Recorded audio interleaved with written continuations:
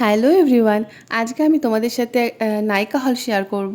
তো আমি 3টে জিনিস পারচেস করেছি নাইকা থেকে। এই 3টে জিনিসই আমার একটু একটু আছে, শেষ হয়ে যাবে ভাব, কিন্তু পুজো আসছে যেহেতু আমার তো লাগবে, তাই 3টে জিনিস পারচেস করলাম।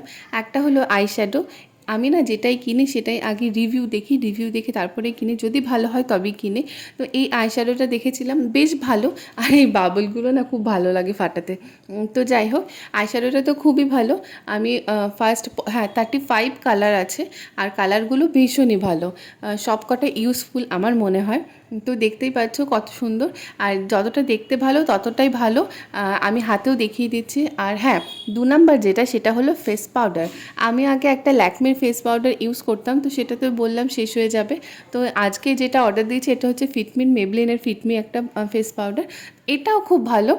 ফিটমির তো ফাউন্ডেশন তো ভালোই, আর ফেস পাউডার এর আগে ইউজ করিনি, তবে রিভিউ দেখেছিলাম ভালো। তারপরে যেটা, সেটা 3 নাম্বার। এটা হলো চিক অ্যান্ড লিপ, এই দুটোরই কভারেজ দেবে।